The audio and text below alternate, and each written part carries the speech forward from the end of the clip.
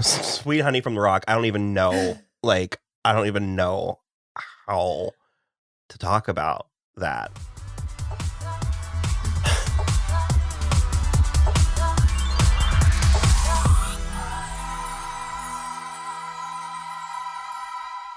Hello, everybody. I'm Will. And I'm Kristen. And this is So I'm Watching Euphoria, Season 2, Episode 7. The Theater and Its Double. The Theater and Its Double. I genuinely have no idea. So I'm just going to say the recap portion is we'll go with all in real time. It's Fez and Faye are getting ready. Well, Fez for is getting Fez ready. to go to Lexi's play, in which she's reserved a special seat for him. And they kind of showed us that they've been hanging out this whole time. Talking on the phone, texting. I remember people were like, we want Flexi. And it's like, so this episode was like, well, you've been getting it the whole time. We just haven't been showing you. And Lexi debuts her play.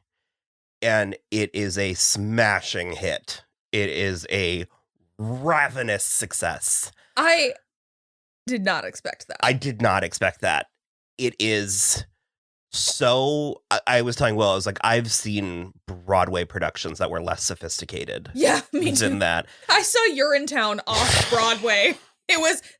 They used a aerosol can for smoke from a ghost. Fog, and it was a person just standing on a chair. So I have a hard theory now that the rest of the student body and faculty and everything absolutely hates these 6 people. Yeah.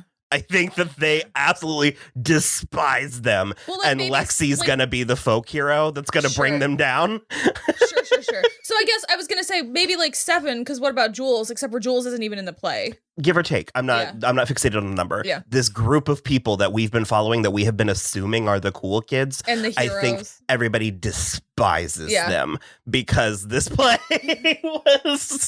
was met to thunderous, rapturous applause. The whole dance team is if only Cassie and Maddie would get out of here.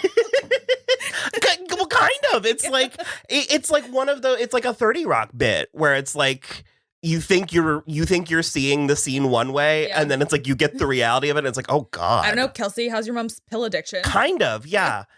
So I don't even care. There's going to be so many takes about how that would never happen, or it was too elaborate for a high school play, or you wouldn't be able to get away with that content. That is so far removed from being the point that I'm just not even really going to... It's not the point at all. I still think it's worth noting that no adult at any point was Lexi. Again, though, so hates this group, but also is terrified of this group. Sure. They just run roughshod over. Yeah, sure, fair enough. I just also I cannot. It's such a phenomenally terrible idea. Yeah, you cannot air your grievances with people close to you that way. And dear viewer, don't let that be the takeaway. Yeah. Just because this worked out well for Lexi. Yeah, I know. If you're because it also, to me, it was not clear that it was working out well for her until halfway through. I'm not sure it was. I think the audience was.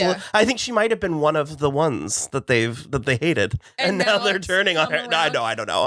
I'm not going too deep with that theory. Well, it's just because at the beginning it was very embarrassing. I would have been humiliated. That's the weirdest part. Is it's I have a hard time believing everyone was so invested in Lexi's story because it's so specifically about her. Yeah. In this, I don't know. Well, her name in the play is Grace. It's a totally different person. Grace and Hallie and Marta and Jade and Jake. Jake. Ethan was playing quadruple duty. 4 people. It was amazing. He did great. So it's it's absolutely, you absolutely can draw from life in art. But it's you can't do that thinly veiled. And if you were ever going to, you need to run it by them. They can't be sitting in the theater for the premiere. But it's the times where it's as insane and bonkers and adult as this show is, it's still managing to somehow traffic in high school emotions. Uh-huh. in like teenage emotions. It's doing that things really beautifully where it is, because very few things are able to actually do it, where it's like taking the high school emotions and heightening them to the level of where it's serious like adulthood, but then it's taking serious like adulthood moments and bringing them back down to the high school level. I'm obsessed. Yeah, well, because, and I mean this 100%. When I was a senior, me and two of my friends were like, let's write our own play. And it was weirdly shaping out this way. Yeah. And because we didn't have follow through, and also there were adults in our school system who weren't scared of you, we never got to this place. But it's like, this thinking, I laid in bed and imagined this scenario. You know what I mean? This is also the type of thing where like it's a lot more palatable when like you write the really angsty story for like your creative writing class, and like only your teacher or like the students in your class hear it and perceive it, and it's like, this is everybody, the student body and parents are in this. So okay, my favorite part about the entire thing is that everybody kind of loves it except for Cassie and Nate. That is amazing. It's perfect that they are that delusional, like that they're that high on their own like bullshit, because it's like it. Okay, because first of all, at first you think that Maddie and Kat are not gonna like it, because Maddie is like, wait, is this play about us? But then she gets so into it, and honestly, I think the entire auditorium turns around because of Suze. Suze is living for this. She saw your Mean Girls Amy Poehler meme, and she kicked it up a notch. She sure did.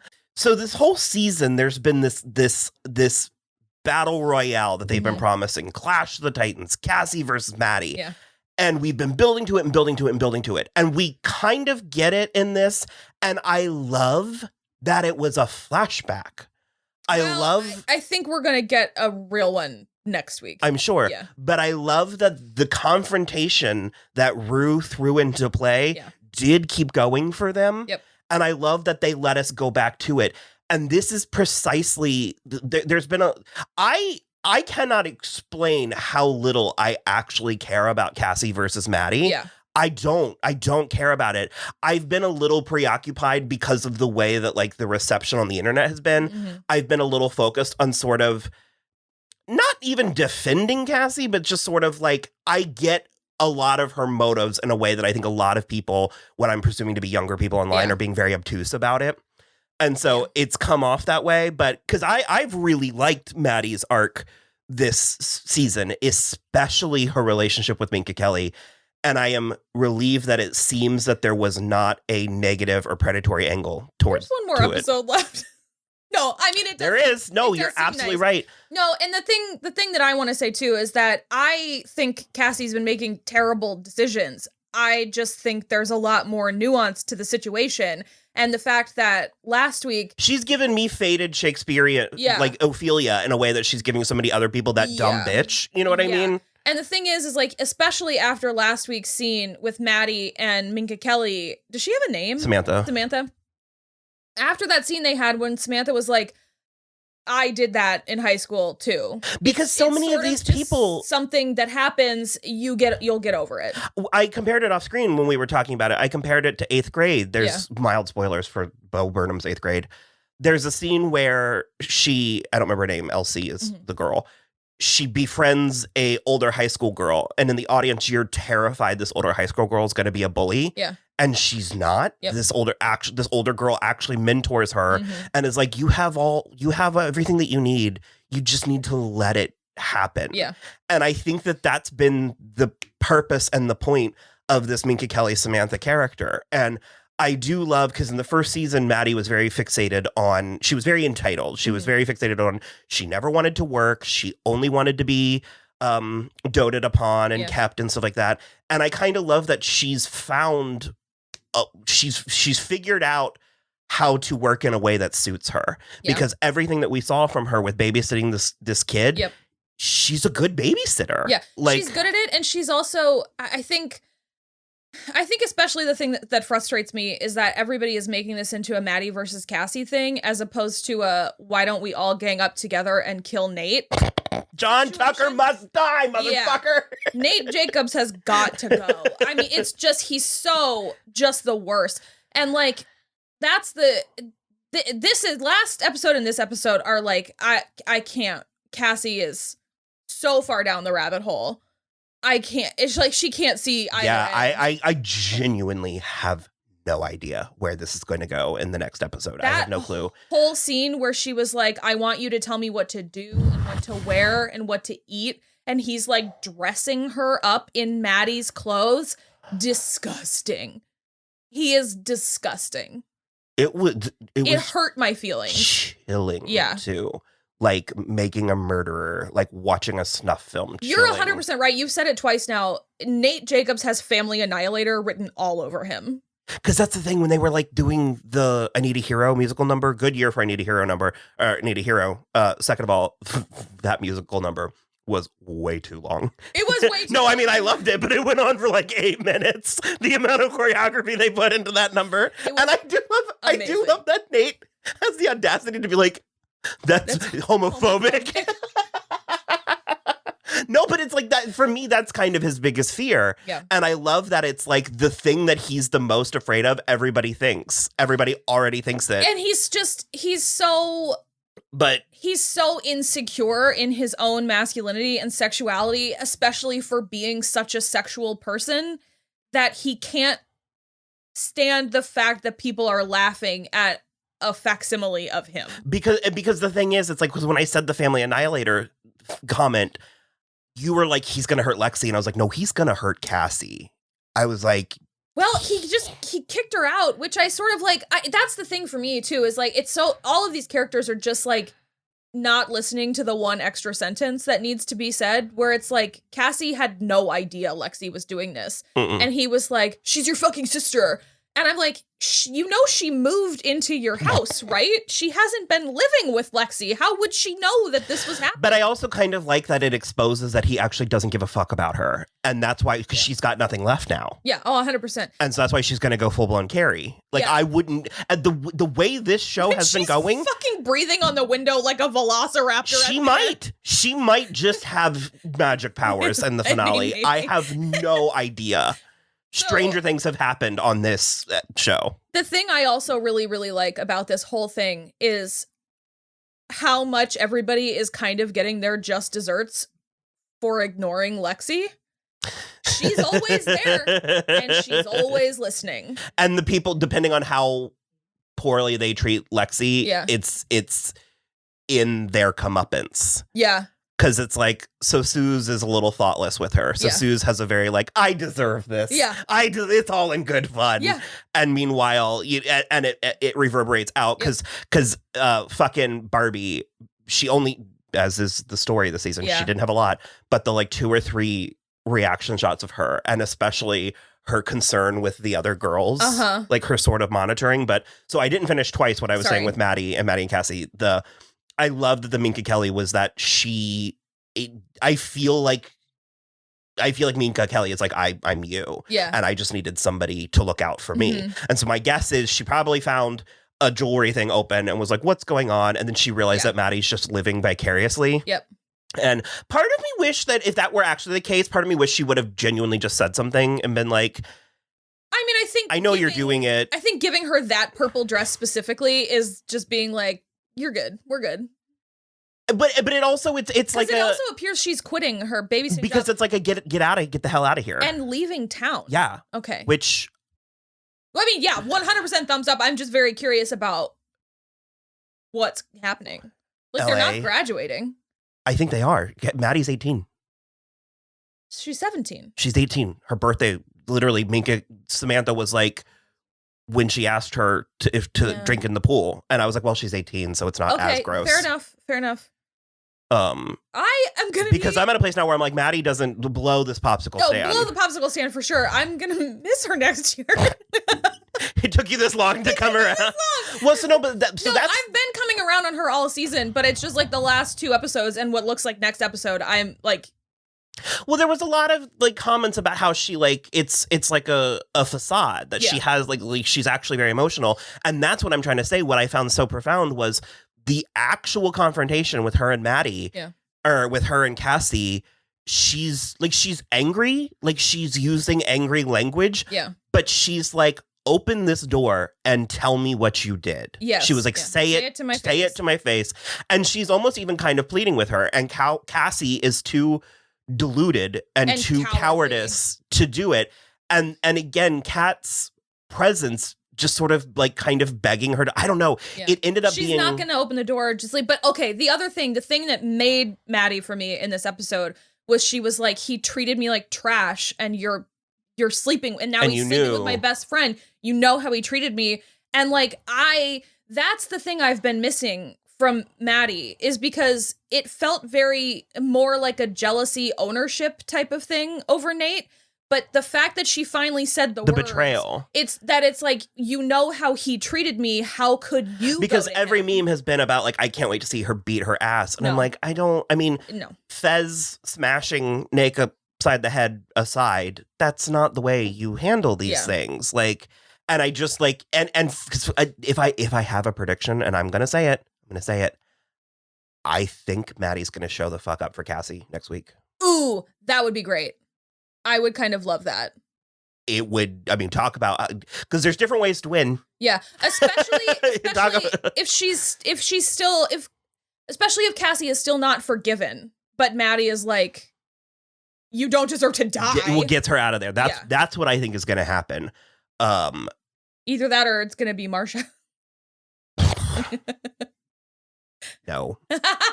I loved Marcia in that scene, but I think Marcia and Cassie need to be. You don't think she'd like protect a girl? Sure. I don't know. No. It would be the Jacobs family they have a lot of work that needs to be done. Way too much work that needs to be done. So Rue got it light, although I'm surprised. I guess we'll see, because Lexi really, she starts this with her relationship with Rue and Rue's father dying and all of that. That's a swing. But it was moving Rue. Rue was having a good time at this play. She was enjoying it. And I think it like the parts about the funeral and about her dad moved her. She was like emotional. And not in like an angry way. And I thought, twist, they all needed this? They all needed this reality check? I thought it was nice. And the only bummer is that it has pushed Cassie and Nate further into their delusions. Well, sure. But I was going to say, there's also a nice metaphor in all of this for how therapeutic art can be. Yeah. That when we see ourselves on art, it can help us process our own trauma and stuff like that. It's doing a real lot in a way that I think we will be revisiting and reexamining this work of art for years to come. A long time. We did forget to mention, there was a handful of things I really wanted to mention that we forgot last week, but Rue was turned down for inpatient by the insurers. Hospital. Yeah. It seems like she's working on it. Yeah. That scene, I just really like Leslie. Yeah. I just like. That was some truth and nothing but the truth from Leslie. So that was real, because I was having a hard time identifying what was real and what wasn't. Because it was like really interesting going in and out of the play. Into the play and then out into the real scene and then back into the play and then into actual present day stuff. It was really interesting. That is what Sam Levinson is like kind of known for and like good at, but I believe that was real. Basically, Leslie leveled up with Rue. Yeah. And she was sort of like, I've tried to control you and I can't. If you want to do drugs, so you're on your own now. Yeah. And she was like, I will love and support you as I'm able to, but I will not allow you to hurt your sister. And she was like, I'm going to focus on Gia. If it's a difference between losing 2 daughters or keeping one, I'm going to focus on Gia. And it feels like it might have kind of gotten through. Maybe. Yeah. I don't know. Maybe. I don't know. It was really very, very interesting in a way that I want to explore. And I truly, so one of the other shows that we're currently watching right now is True Blood. And I was like, remember back in the day when we got season 2 of True Blood like 9 months after the fact? Yeah. Nowadays, it's like 2 years. 3.5 years later, we'll get season 2.5 of Euphoria. Yeah. I know. Well, we got a peek into Nate's psyche. Woof. I screamed. It was. Well, because at first, okay, it was the hotel room where Cal fucked Jules. Uh-huh. And then motel room, let's be honest. And then it turned into Cassie. Well, we start with, but we start with Nate looking at himself in the mirror, and his reflection in the mirror is the back of his head. Something about that was chilling. I believe that's what he sees when he looks in the mirror. I don't like it. But yeah. So it's that motel room, so it like kind of, you think it's Jules maybe at first, but then it gets down to her ass and it's obviously Sydney Sweeney. And then you think it's Nate ripping the stockings, but then it's Cal, and then it turns into Nate face down on the bed with Cal. I don't know what to do. So, I mean, the brain, yeah. So, I don't know what is going on with Fez. So my guess is, because I've said a handful of times, I've been like, why do the police give a fuck about what happened to Mouse? And so I guess they must have been closing in on Mouse. Like, they must have been about to, like, get him or take him down or something. And what Fez and Ashtray did fucked them up. So now they need a, like, Patsy, or is that how that works? Yeah. They need someone to take the fall in his place. So they're trying to push it off on Fez. That seems like what's happening. Yeah. And Chester. No, I keep forgetting to. Faye's boyfriend. He's working with Custer. He's working with the police, it seems. I cannot with Faye. I cannot. I loved her so much, so quickly. I don't understand the point, because she has been an omnipresence. She's been everywhere this season. And I kept waiting for her to give Fez a heads up. Yeah. And she's just not. And I don't understand. But and Ashtray did clock the weird interaction between Custer and Faye. And so he grabbed a box cutter. Snake eyes. Yeah. Ice in his veins. I am afraid of that child. High-key obsessed with Ashtray. I love him. He's my son.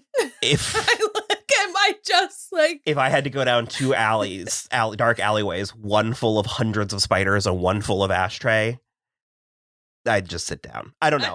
I would take my chances with Ashtray. Maybe he would think I just look nice. Maybe they're nice spiders. I don't know. It was incredible. Hey, you are right. Snake eyes, shark eyes, ice in the veins. He'll fucking cut a bitch. I love it. And we know because he has already. Yeah. That's why we're here. Well, because he was So maybe he'll just take the fall? And go to juvie? Yeah. We should be so lucky. I saw Fez on the floor in the preview for next week. But that, if they showed us that, it's to throw us off. Maybe. So there's not, I am playing 3D chess. Yeah. Lexi's upset that he's not at the show. So she's going to probably show up there. So maybe Lexi will get killed. So, I cannot believe somebody hasn't died yet. Well, I feel like it's coming, right? And there are like 5 pawns. Yeah. Bobby, we had her back. She ran well-oiled machine. The lighting cues were not to Lexi's. That was not her. It was not Bobby's fault. No. Lexi was complaining about the lighting cues the whole time. If I ever have to captain something and I need a first mate. Bobby all the way. Love it. So, is there anything? I mean, that's all I can think of right now. I felt like Christina Pickles. That's a lot of information to take in 58 minutes. when she's getting like a screaming standing ovation at the end, and like Maddie just goes, "Go off, Lexi!" Amazing, so good. So Man, yeah, I don't know. Like I said, and then we got hit with the fucking to be continued while Cassie was velociraptor breathing on that door. I was like, when you have time for an overture, you have too much time. Yeah. And I was like, so help me God, I was like, we get an intermission and a curtain call in this episode, which we didn't, but. Not that, but I don't know. Was that the end of the play? Mm-hmm. Okay. I think they were all like cheering on stage and stuff. Okay. Could you imagine that this is intermission? We have a whole second act of the play. I could imagine. Where we go into the future. Poor Eve. Oh, man. So, all right. Like and subscribe, Yep. all of that stuff. Mm-hmm. And we'll be back next week. Yep. Bye. Pew, pew.